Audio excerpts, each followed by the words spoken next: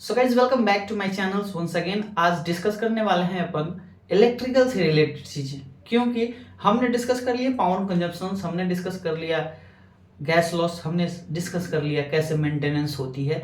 But अब हम electrical panel, electrical works के फोकस करेंगे एज एन इलेक्ट्रिकल इंजीनियर। आपको पता है कि मैं एक इलेक्ट्रिकल इंजीनियर हूँ और मुझे सीजीडी में लगभग 4 साल हो गए काम करते हुए, ठीक है। और मेरा जो वर्क एक्सपीरियंस है काफ़ी अच्छा है, जो मुझे ऐसा लगता है कि मैं चीज़ों को अच्छा विजुअलाइज और रियलाइज करता हूँ और जिन चीज़ों को सीखता हूँ इजीली ग्रैब करता हूँ और उसको डिलीवर करने का काम करता हूँ। दोस्तों, मुझे ऐसा लगता है कि मेरी नॉलेज आपको अगर थोड़ा सा भी काम कर दी, 5% भी हेल्प कर देता है, इट्स मीन अलॉट। तो वैसे ही हम एज एन इलेक्ट्रिकल इंजीनियर, मेरा थोड़ा इलेक्ट्रिकल पे पकड़ ज़्यादा है, तो मैं आपको इलेक्ट्रिकल पैनल से रिलेटेड चीज़ें डिस्कस कर देता हूँ, क्योंकि वो मेन रोल प्ले करता है। एक अपना सीएनजी जो कंप्रेसर है ना, उसको ऑपरेट करने में बहुत बड़ा हाथ है तो इलेक्ट्रिकल पैनल का ही है। क्यों?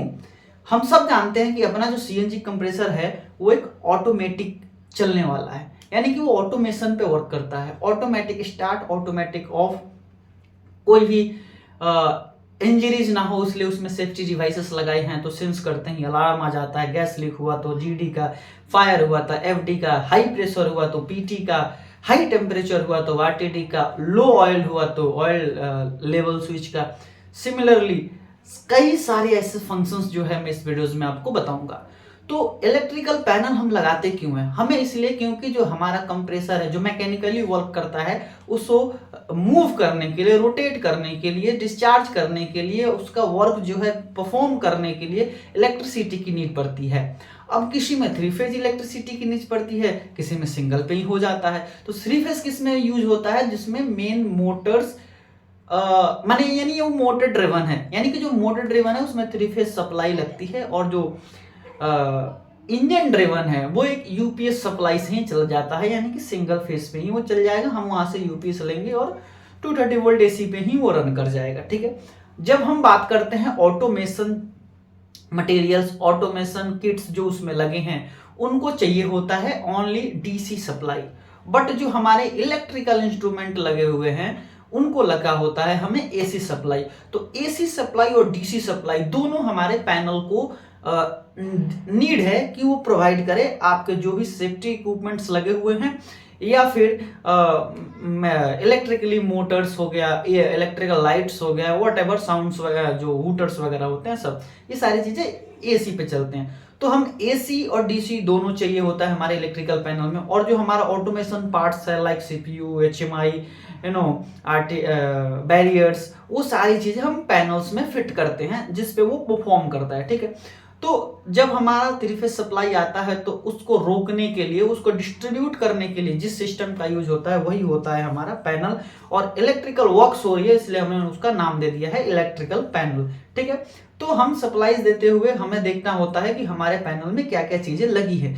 तो जैसे मैंने आपको बताया कि सेफ्टी प्रिकॉशंस लगे हैं, high temperature, low pressure, high pressure, ये सारे प्रिकॉशंस के लिए GD, FD, RTD, PT, TT, ये सारी चीजें लगी हुई हैं, ठीक है। अब परफॉर्म करने के लिए उसमें सीपीयू लगा होता है जिसको हम लोग कहते हैं सेंट्रल प्रोसेसिंग यूनिट।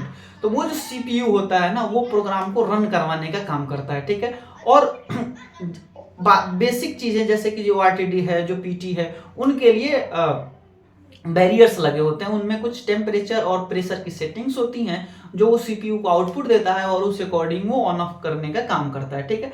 एचएमआई जो हमारा यूज होता है, एचएमआई में सारे फॉल्ट्स, सारे आपको पीएनआईडीज भी दिखते हैं, प्रेशर्स भी दिखते हैं, हर एक चीज। यानी कि एचएमआई जो क्या है, वो एक इंटरफेस होता है जिसमें हम सारी चीजों को विजुअलाइज कर सकते हैं, यानी देख सकते हैं, ठीक है। देन हमारा आता है हमारे मोटर को रन करवाने के लिए contactor, connector, MCB, MCCB, fuse, ये सारी चीजें लगी होती हैं।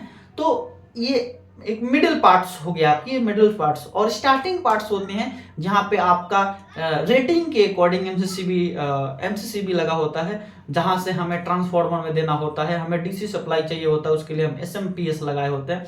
एसएमपीएस पे भी मैं एक डीप वीडियो बनाऊंगा, काफी वैल्यूएबल टॉपिक्स होगा वो भी, क्योंकि एसएमपीएस बहुत ही गुड वर्क परफॉर्म करता है। क्योंकि अगर डीसी वोल्टेज आएगा नहीं तो आपके जितने भी इंस्ट्रूमेंटेशंस आइटम्स हैं वो नहीं चलेंगे, उनको चाहिए होता है 24 वोल्ट डीसी, किसी किसी को 110 वोल्ट डीसी। अब समझिए कि जब हमारा थ्री फेज आता है तो हम उसको कैसे सिंगल फेज में कन्वर्ट करते हैं। तो सिंपल अगेन, जब थ्री फेज आता है ना तो आर वाई बी और उसमें एक आता है न्यूट्रल, तो किसी भी हम एक फेज को न्यूट्रल के साथ लेते हैं तो हमारा वो सिंगल फेज हो जाता है। जैसे वैसे हम इंजन ड्रिवन की जब बात करते हैं मशीन्स की, और बूस्टर तो सब थ्री फेज पे चलते हैं, जब हम इंजन ड्रिवन की बात करते हैं तो वहां हमें चाहिए होता है only two only single phase, और वो भी यूपीएस के थ्रू आता है। ठीक है, यूपीएस क्या होता है? वो अनइंटरप्टेड पावर सोर्स होता है जो एक रेक्टिफाइड आउटपुट देता है, क्योंकि जब सिंगल फेज पे वर्क करने वाले और जितने भी इलेक्ट्रॉनिक्स आइटम होते हैं ना, उनको बहुत ही रेक्टिफाई आउटपुट चाहिए होता है, नहीं तो वो तुरंत फ्यूज हो जाते हैं, वो डिस्टर्ब हो जाते हैं, वो काम नहीं कर पाते हैं। तो इस प्रकार से हमारा होता है इलेक्ट्रिकल पैनल का सिस्टम।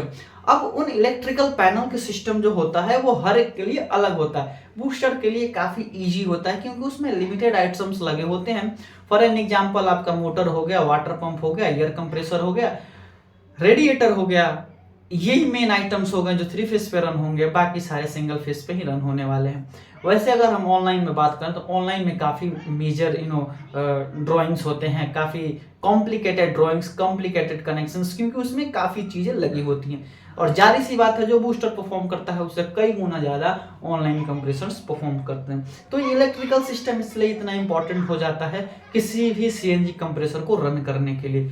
तो आई होप कि इतनी चीज़ें आपको पसंद आ गई होगी और अच्छा लगा होगा, तो लाइक और शेयर जरूर करना, और जितना ज़्यादा हो जुड़ जाओ, क्योंकि ये एक बड़ा प्लेटफॉर्म बनने वाला है। आई गारंटीड यू अबाउट दैट।